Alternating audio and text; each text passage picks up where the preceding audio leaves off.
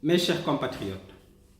1100 milliards, c'est le montant qui a été transféré par les Sénégalais de la diaspora en 2017 vers le Sénégal, selon la Banque mondiale.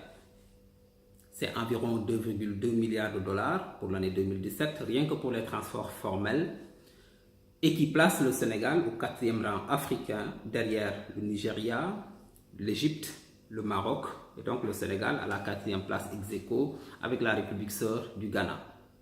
Ces montants, vous le savez tous, représentent environ plus de 10% du PIB du Sénégal et sont beaucoup plus stables que les investissements étrangers puisque nous n'étant pas soumis à des conditionnalités de retour. Donc ces montants qui sont importants continuent de participer considérablement à la réduction de la pauvreté dans notre pays parce qu'il est démontré que les familles qui reçoivent ces transferts d'argent, les familles récipiendaires, augmentent leurs dépenses de consommation. Et je voudrais donc, à l'entame de mon propos, féliciter et rendre un vibrant hommage à tous ces enfants du Sénégal, absents du territoire national, mais dont les pensées et les prières convergent inexorablement vers notre commune patrie, le Sénégal.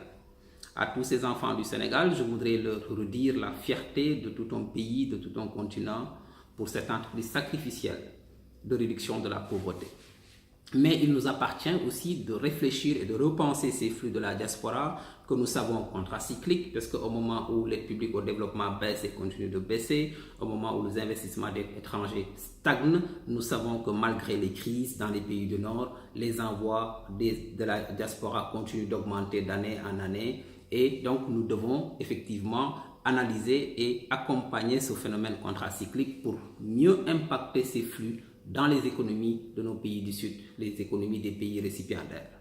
Nous le savons tous, nous avons deux grands enjeux, deux grands défis que nous devons relever, dont le premier est la cherté des coûts de transfert vers la zone Afrique, puisque c'est la zone la plus chère, contrairement à la zone LATAM, l'Amérique latine, et contrairement à la zone Asie.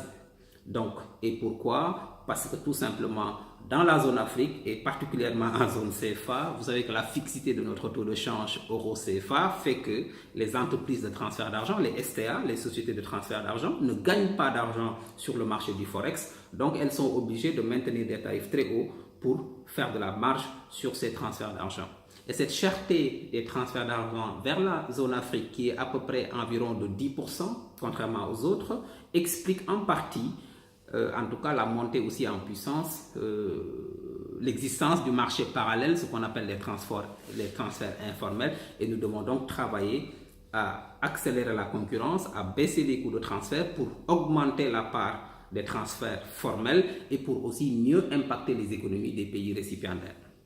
Le deuxième enjeu, nous le savons tous, c'est comment faire pour impacter ces forts en tout cas montants de transfert d'argent pour financer les économies des pays récipiendaires. Parce que nous le savons tous, la quasi-totalité de ces transferts d'argent sont destinés à financer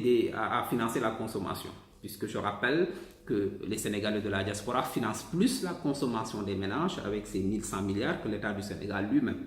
Donc c'est une entreprise sacrificielle de réduction de la pauvreté avec ces transferts. Ce sont des fonds beaucoup plus stables que les investissements étrangers puisque n'étant pas soumis à des conditionnalités de retour, et c'est à peu près plus de deux fois l'aide publique au développement. Donc nous devons réfléchir pour comment faire pour créer les passerelles de transition économique pour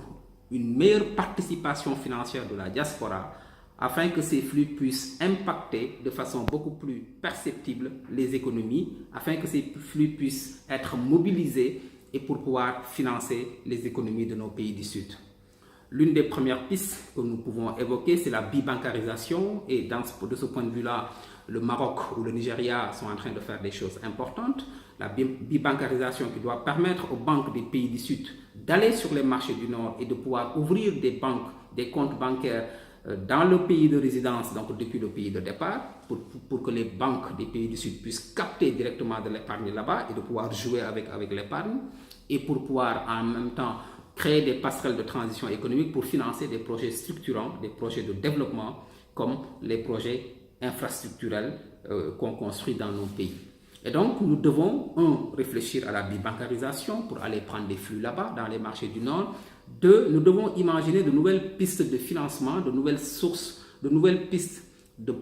d'incitation à une meilleure participation financière de la diaspora. Et de ce point de vue-là, l'émission de bons diaspora serait extrêmement importante puisque le Sénégal gagnerait aujourd'hui, au moment où le Sénégal lance des eurobonds, le Sénégal doit pouvoir lancer des diaspora bonds avec l'ensemble des banques partenaires qui sont présentes déjà aussi bien dans nos pays que dans les pays du Nord, il y en a, et pour pouvoir aller vers une communication beaucoup plus globale, pour pouvoir inciter la diaspora à investir dans des bons, des obligations d'État qui pourront à terme financer des projets de développement. Et ces bons diaspora ont été lancés par plusieurs pays comme Israël, comme l'Éthiopie, comme l'Égypte, comme le Nigeria même. Et donc le Sénégal gagnerait avec sa grande diaspora qui est dynamique, sa diaspora qui est active et actrice du développement, à imaginer des bons diaspora pour permettre en tout cas un meilleur impact de ces flux importants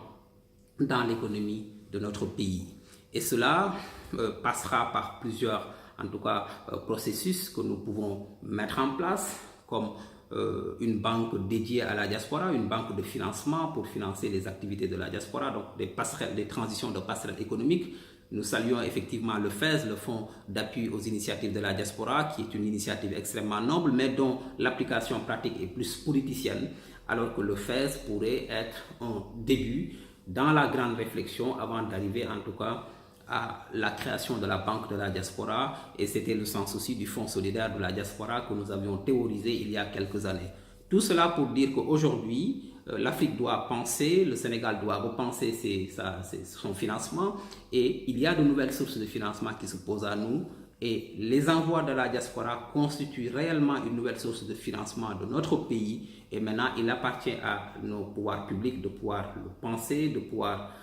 réfléchir sur la vision et de pouvoir donner corps à cette vision qui doit permettre de penser la diaspora non pas juste comme un territoire électoral, mais comme une nouvelle source de financement de nos pays. Et cela, c'est possible. Les enfants du Sénégal, en dehors de nos frontières, ont un ancrage social extrêmement fort, et ensemble, nous pouvons et nous devons le faire pour mieux impacter et pour mieux financer l'économie de notre pays. Je vous remercie.